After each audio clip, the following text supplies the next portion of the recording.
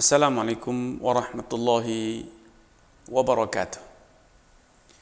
Innal hamdalillah nahmaduhu wa nasta'inuhu wa nastaghfiruh wa na'udzu billahi min shururi anfusina wa sayyiati a'malina. May yahdihillahu fala mudilla lahu wa may yudlil fala hadiya lahu. Asyhadu an la ilaha illallah wahdahu la syarika lahu wa asyhadu anna Muhammadan abduhu wa rasuluhu amma ba'd. Pemirsa Fatwa TV dimanapun Anda berada, alhamdulillah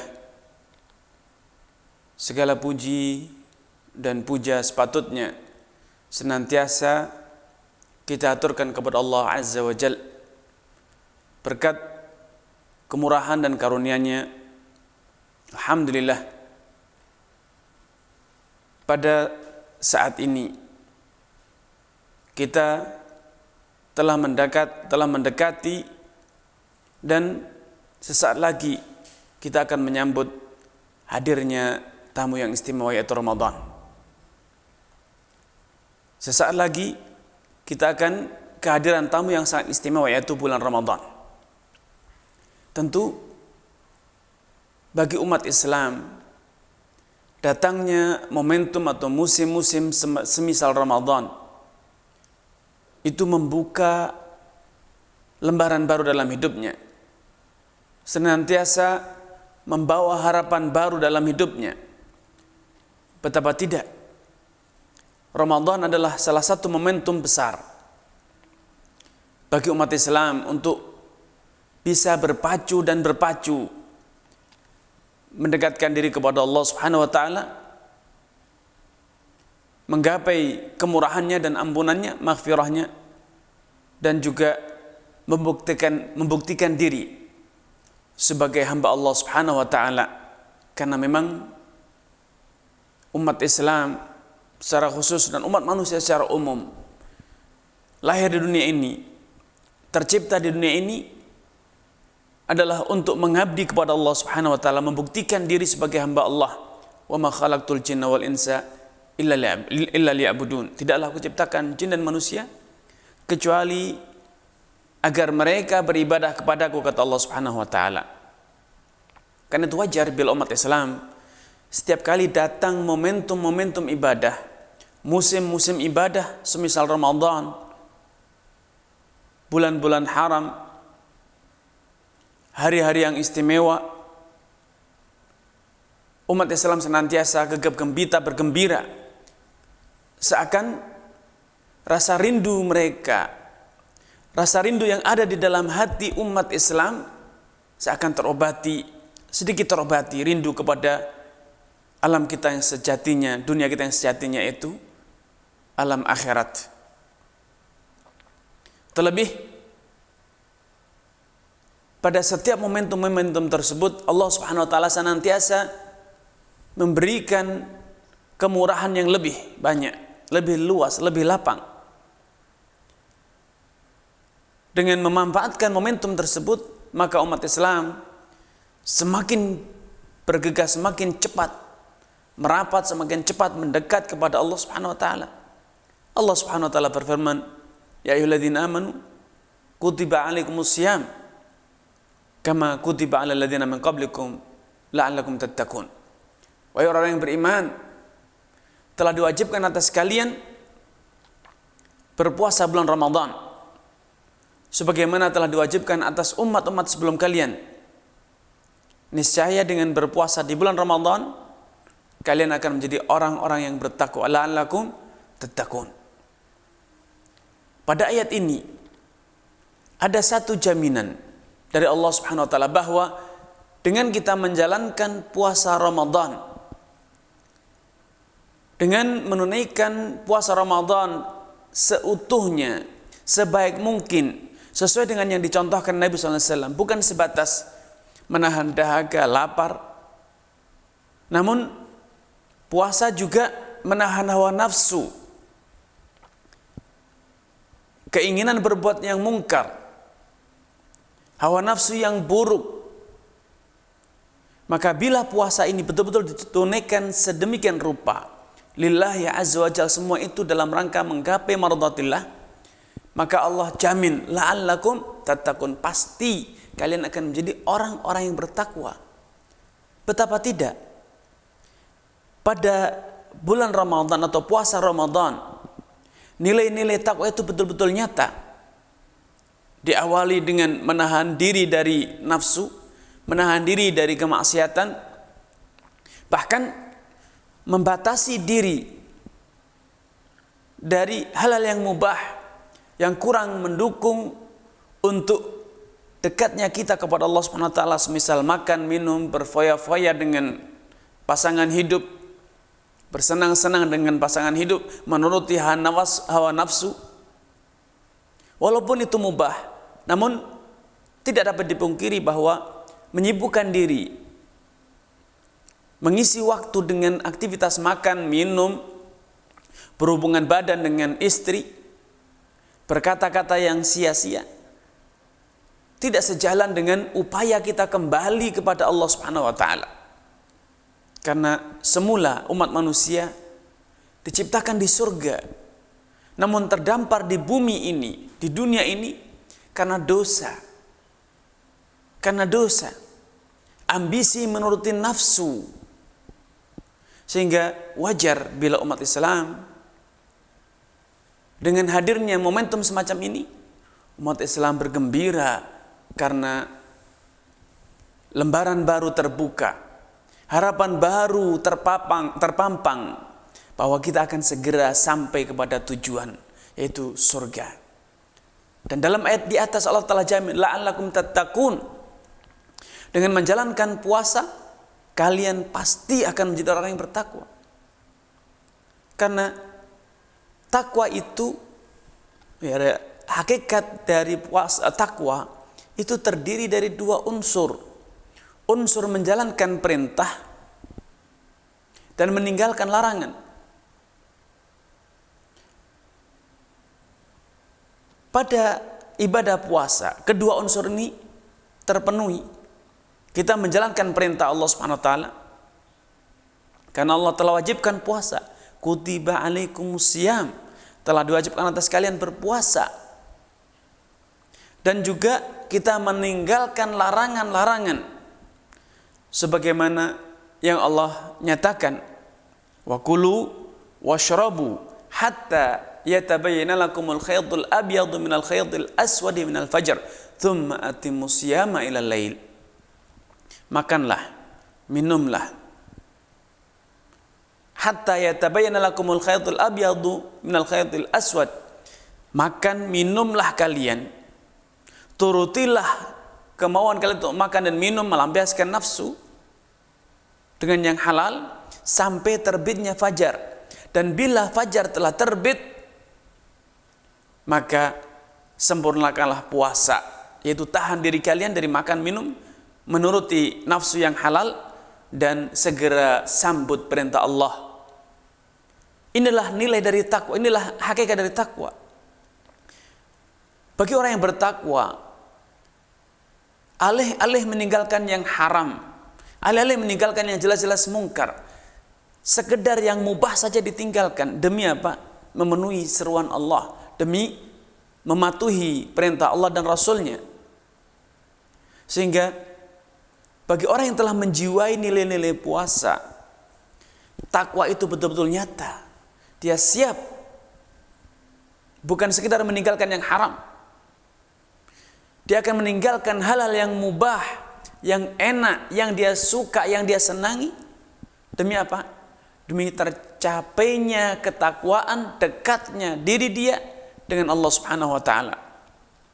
Karena itu dalam hadis qudsi Allah Subhanahu wa taala berfirman, kullu amal ibni Adam lahu. Semua amalan anak manusia, anak Adam, anak keturunan Nabi Adam, lahu. Ya, manfaatnya, wujud amalannya, semua itu bisa dideteksi, bisa dirasakan, bisa diketahui oleh semua manusia, oleh manusia sendiri, oleh sesama manusia. illa siyam, kecuali puasa. Karena puasa itu, hakikat dari puasa, substansi dari puasa itu hanya Allah yang tahu, hanya Allah yang bisa membuktikan, hanya Allah yang bisa menyaksikan. Apa itu? Allah jelaskan, yada'u ta'amahu wa syarabahu wa syahwatahu li. Katanya, orang yang sedang berpuasa itu dia akan meninggalkan makan, meninggalkan minum, menahan nafsunya, syahwatnya. Semua itu dia lakukan li, dalam rangka kepatuhan kepadaku, kata Allah.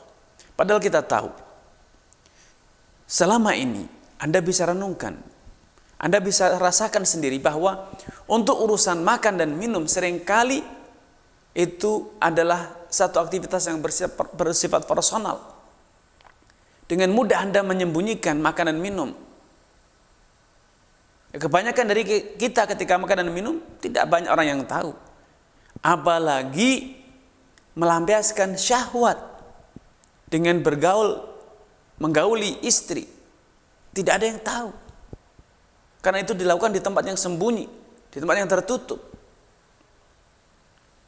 Berbeda dengan amalan-amalan yang lain ketika Anda berwudu, ketika Anda menunaikan sholat, Anda menunaikan haji, Anda menunaikan zakat yang lainnya. Banyak orang yang bisa dengan mudah mendeteksi tindakan Anda atau amalan Anda. Tapi puasa tidak. Sampai pun keluarga terdekat Anda bisa jadi tidak tahu kalau Anda itu makan atau minum. Ya.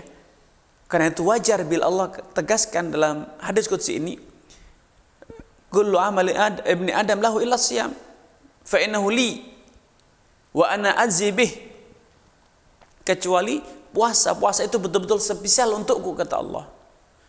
Dan hanya aku yang akan mengetahui, hanya aku yang mengetahui, hanya aku yang akan memberikan langsung imbalan dari ibadah puasa tersebut. Kemudian Allah jelaskan, dia da'u ta'amahu, dia meninggalkan makan dan minumnya, meninggalkan hawa nafsunya, syahwatnya, semua itu dia lakukan li, murni karena kepatuhan kepadaku, kata Allah.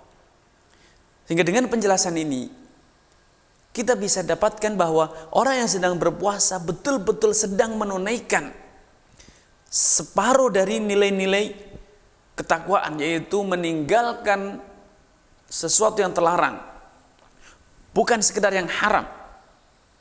Bahkan yang semula mubah pun kita buktikan bahwa kita siap. Semula hal-hal yang kita sukai, hal-hal yang betul-betul kita nikmati, mubah, halal, tapi kita buktikan bahwa kita sanggup meninggalkan semua itu karena lillah. Padahal kita semua tahu, kenikmatan di dunia yang paling nikmat, kesenangan di dunia yang paling menyenangkan adalah berhubungan dengan istri. Tetapi bagi orang yang beriman, siap meninggalkan semua itu, menahan semuanya itu dalam rangka apa? Kepatuhan kepada Allah. Kalau seorang mukmin yang berpuasa sanggup meninggalkan yang mubah, yang halal, dan yang paling dia sukai, apalagi meninggalkan sesuatu yang haram, yang terbukti menyusahkan, terbukti menyakitkan, terbukti membawa kerugian besar, dan nyatanya itu terlarang, maka tentu seorang muslim lebih memiliki kesiapan lebih untuk melakukan semua itu. Sehingga wajar kalau Anda menjalankan puasa dengan benar, Allah Subhanahu wa taala nyatakan Anda betul-betul sebagai orang yang bertakwa. Saudaraku pemirsa Fatwa TV dimanapun Anda berada, momentum datangnya Ramadan yang Anda jadikan sebagai momentum pembuktian diri bahwa Anda adalah orang yang bertakwa, senantiasa mengatakan sami'na wa ata'na, kami mendengar dan kami patuh. Sampai pun kalau harus diperintahkan meninggalkan yang Anda suka, maka Anda pun patuh, karena ini merupakan pembuktian akan takwa. Lan tanalul birra hatta tunfiqu mimma tuhibbun. Kalian tidak akan berhasil mencapai derajat sebagai orang yang bar, orang yang barun, orang yang betul-betul menjiwai kebajikan sampai kalian siap membelanjakan, menginfakkan harta yang kalian cintai. Ini dalam konteks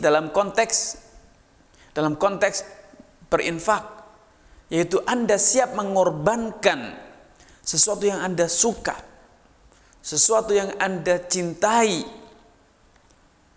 Untuk apa? Dalam rangka kepatuhan kepada Allah dan Rasulnya. Demikian pula dalam puasa.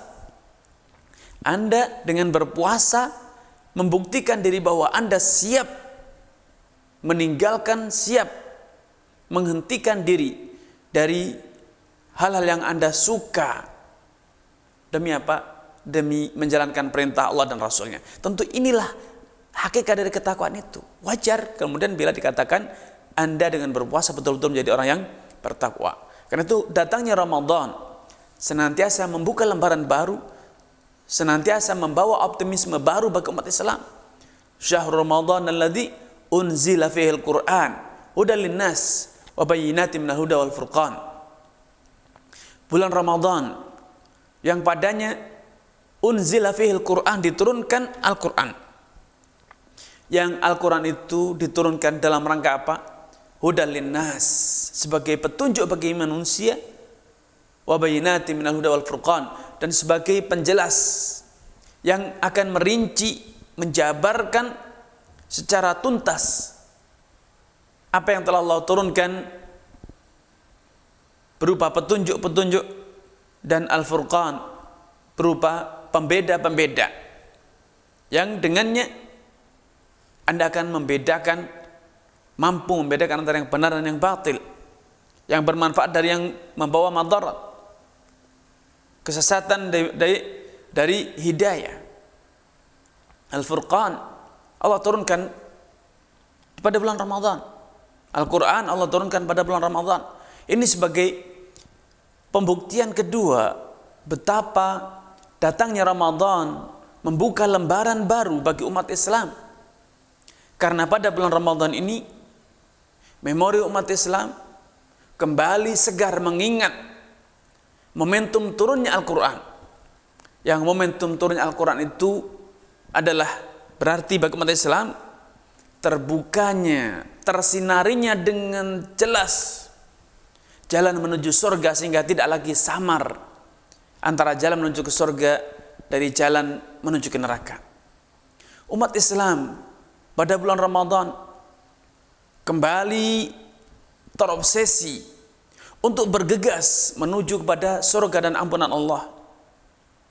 Karena pada bulan Ramadan inilah momentum pertama Allah turunkan Al-Quran, yang itu membuka, menyinari langkah demi langkah Anda menuju ke kampung halaman di mana Anda tercipta, di mana kita semua tercipta pertama kali, yaitu di dalam surga.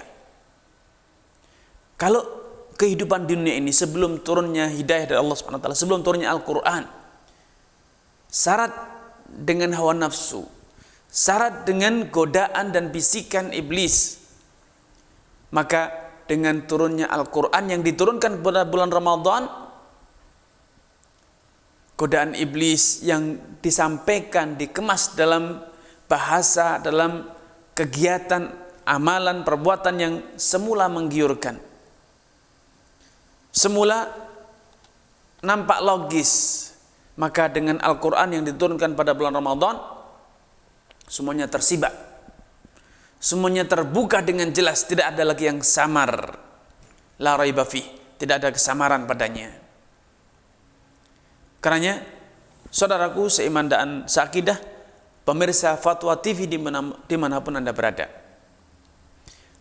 Ramadan yang sesaat lagi hadir, Ramadan yang sesaat lagi menghampiri kita, dan kini kita telah merasakan betapa semerbak harumnya momentum Ramadan tersebut. Sudah sepatutnya kita sambut dengan persiapan-persiapan yang baik,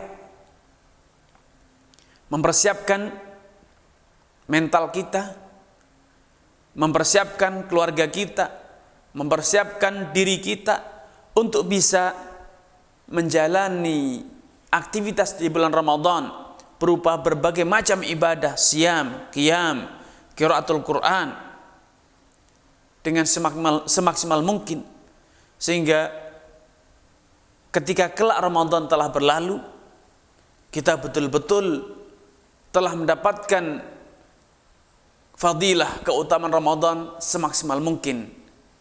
Rasulullah SAW bersabda menjelaskan perihal, menyampaikan sedikit dari sekian banyak keutamaan Ramadan. Beliau mengatakan ar-Ramadan la Ramadan mukaffiratun lima bainahuma majtunibatil kabair. Dari Ramadan ke Ramadan selanjutnya itu memiliki keutamaan, yaitu menghapuskan seluruh dosa yang terjadi di antara keduanya. Sebagaimana Rasulullah SAW juga telah menjelaskan bahwa pada bulan Ramadan ini Rasulullah SAW telah menyampaikan pula bahwa pada bulan Ramadan ini Allah membuka pintu-pintu surga, alias memberikan kemudahan, pertolongan, memberikan dorongan, kekuatan, support kekuatan bagi umat Islam untuk bisa mengoptimalkan diri menjalankan kebaikan. Dan Allah juga pada bulan Ramadan ini mempersempit jalan-jalan kejelekan, jalan-jalan kemaksiatan kepada Allah.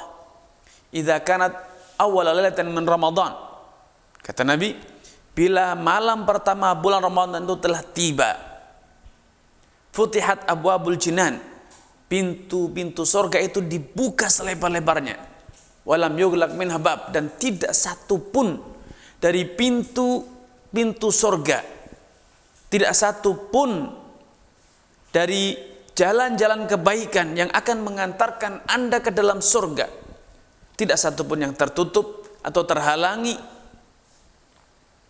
atau bahkan mungkin pintu tersebut ditiadakan atau dihilangkan. Tidak.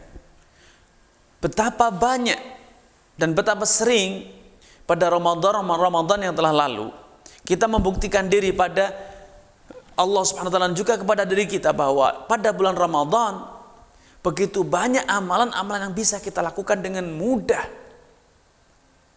yang ternyata amalan-amalan tersebut begitu berat, begitu susah untuk kita lakukan di bulan-bulan yang lainnya. Contoh sederhana, betapa banyak dari kita yang pada bulan Ramadan begitu mudah untuk menunaikan sholat tarawih genap 11 rakaat atau 23 rakaat. Begitu juga di bulan Ramadan begitu mudah bagi kita untuk bangun sholat subuh, bahkan jauh sebelum datangnya waktu sholat subuh. Sekedar untuk apa? Sekedar untuk makan sahur. Ya, padahal kalau kita analisa kembali, keutamaan makan sahur tidaklah lebih besar dibanding keutamaan qiyamul lail. Namun ternyata mengapa di bulan-bulan yang lain untuk bisa qiyamul lail, bangun malam, bermunajah kepada Allah begitu berat, tapi di bulan Ramadan begitu mudah Anda untuk bangun, sekedar untuk makan, sekedar untuk minum. Ini bukti nyata bahwa betul-betul Allah Subhanahu wa taala memberikan support, pertolongan, memberikan kekuatan, keteguhan pada jiwa orang yang beriman untuk bisa berlari, untuk bisa bersegera menuju ke pintu surga. Sebaliknya, di bulan Ramadan, pintu-pintu neraka, pintu-pintu yang akan menjerumuskan Anda ke dalam neraka, Allah tutup atau minimal Allah halang-halangi, sehingga tidak mudah bagi Anda untuk berbuat dosa pada bulan tersebut. Contoh konkretnya, betapa banyak dari kita di bulan Ramadan begitu mudah untuk meninggalkan bukan sekedar yang mubah, yang makruh, bahkan yang haram begitu mudah ditinggalkan. Rokok, ya, yang semula begitu susah untuk Anda tinggalkan, begitu sulit untuk Anda lupakan. Di setiap momentum Anda, di setiap waktu Anda, ternyata di bulan Ramadan begitu mudah. Ternyata Anda tidak mati, ternyata Anda tidak binasa gara-gara meninggalkan rokok. Namun pertanyaannya, mengapa di selain bulan Ramadan berhenti merokok itu seakan sesuatu yang mustahil? Alih-alih berhenti, sekedar menahan diri dari rokok hanya 1 jam saja, Anda begitu susah. Karena itu seringkali Anda tidak peduli, Anda merokok dimanapun tanpa peduli dengan perasaan orang. Sehingga banyak orang yang menjadi sakit gara-gara asap rokok Anda. Anak kecil, orang lain. Seakan Anda tidak merasa berdosa merokok di tempat umum, merokok di depan orang. Tapi subhanallah, coba Anda pikirkan, di bulan Ramadan, mungkinkah dengan ringan, mungkinkah Anda merasa tidak berdosa ketika Anda meneguk air di siang hari, makan di siang hari? Tentu Anda akan mengatakan, oh betapa malunya kalau sampai saya berani makan ataupun minum di siang hari. Padahal makan dan minum itu semula adalah mubah, ya. Tapi begitu mudah Anda tinggalkan tatkala makan dan minum itu telah menjadi ketetapan Allah untuk ditinggalkan di siang hari bulan Ramadan. Anda merasa malu untuk melakukannya. Tapi di lain waktu, yang ketika Anda dalam kondisi tidak berpuasa, betapa susahnya Anda meninggalkan rokok, padahal asap rokok yang Anda isap tersebut jelas-jelas mengganggu, menyakiti, menimbulkan polusi. Yang itu tentu merusak kenyamanan orang lain. Tapi Anda tidak begitu peduli. Ini bukti nyata bahwa memang pada bulan Ramadan, pintu-pintu dosa yang akan mengantarkan Anda ke dalam neraka itu Allah sempitkan dan bahkan Allah tutup. Wasufidati syayatin. Dan pada bulan Ramadan pula, setan-setan yang terbiasa, setan-setan yang biasa menggoda manusia itu Allah belenggu sehingga mereka tidak leluasa untuk menggoda Anda, menjerumuskan Anda dalam perbuatan dosa. Karena itu wajar pada bulan Ramadan yang selama setahun penuh Anda tidak kenal pintu masjid di saat sholat subuh, di bulan Ramadan betapa banyak orang yang ternyata membuktikan diri mampu sholat subuh berjamaah. Begitu juga redaksi Al-Quran, kata-kata Al-Quran yang begitu indah, begitu merdu untuk didengar, begitu mendamaikan jiwa ketika kita mentadabburinya. Ternyata di bulan Ramadan kita begitu menikmati, bukan sekedar membaca 1 ayat, 2 ayat, 1 surat, 2 surat. Kita terobsesi untuk menghatamkan Al-Quran. Suatu amalan, suatu aktivitas yang di luar bulan Ramadan begitu susah untuk menghatamkan, alih-alih menghatamkan, sekedar membaca setiap hari saja beberapa ayat, beberapa lembar Al-Quran, banyak dari kita yang tidak mampu melakukannya. Kenapa? Karena kita tergoda oleh setan yang mengatakan banyak aktivitas yang lebih menyenangkan, tidak bisa ditinggalkan. Tapi ternyata di bulan Ramadan Anda membuktikan bahwa bacaan Al-Quran adalah satu aktivitas yang tidak bisa ditinggalkan. Anda memiliki komitmen, dengan mudah Anda membangun komitmen dalam diri Anda untuk senantiasa membaca setiap hari, bahkan menghatamkan minimal 1 hari 1 juz, sehingga di akhir bulan Anda betul-betul telah khatam Al-Quran. Ini semuanya membuktikan betapa agungnya bulan Ramadan, sehingga patut bagi kita untuk gegap gembira menyambut kedatangannya. Dan karena kedatangan Ramadan itu membuka lembaran baru dalam kehidupan, membuka optimisme baru dalam kehidupan kita, dan juga mengobarkan semangat ibadah, memupus pintu-pintu setan yang terus menggoda dan ingin menjerumuskan kita ke dalam neraka. Wallahu ta'ala alam. Sampai jumpa di lain kesempatan. Billahi taufiq wal hidayah. Assalamualaikum warahmatullahi wabarakatuh.